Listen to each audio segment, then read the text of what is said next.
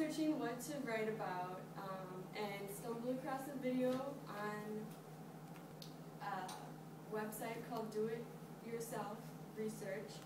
and Britta Riley, an urban farm designer, created hydroponic food systems, and she solved one of the numerous problems in society today. Like many of you, there are about 2 billion people in the cities that pretty much rely on other people for virtually everything. And I'm here to talk to you mainly about the devastating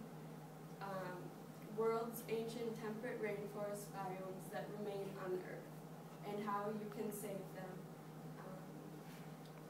in your own life through food, cooking, gardening, and so on. Canada's Amazon, in the Pacific Northwest part of North America, is home to the rarest white spirit-billed eagles, salmon, and whales. But I'm here to talk to you about the repeated chances that forest activists and citizens are empty-handed and have no promises through the corporate funding on ways to preserve by contributing to several factors. I don't know about what your stance is on nature, but I personally, without them, I feel like I don't have a drive in life, or one of life's mysteries and memories is to be out in nature and look at the stars. According to 2008 data, European Nuclear Society predicted that the top 3 producers of nuclear energy is the United States, the second being France, and the third being Japan. And it's currently, quite frankly, we're not getting any younger, and a lot of us need to make an important change and take it up to ourselves to find the real activists and support your local groups of grocery stores, rallies, nonprofit organizations in your area. A nuclear waste repository site is located underneath a mountain and above a water table, and that, according to the book called Essential Environment, is underway with a repository site in Nevada, and they're currently under development for having it be the only permanent nuclear waste in the entire country. The problem of continued land use construction is increasing. Take Timber West, a logging company, for example, in the Great Bear Rainforest. They're the only logging company left that is arguing with the grassroots campaign, Greenpeace, the Sierra Club, and some other grassroots organizations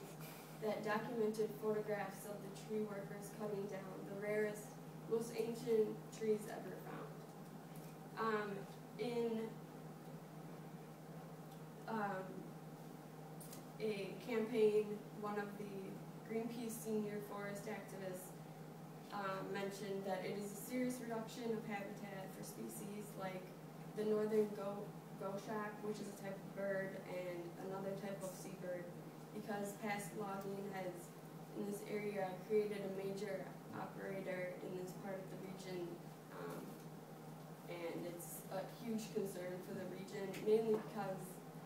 Canada gets their money from London, because Canada is part of a premier British Columbia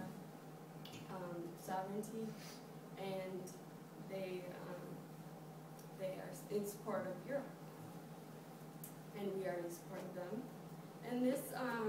can be fully lifted once people's causes of the past could be understood, and places that we wish that we could go in the future, or have our kids go to in the future.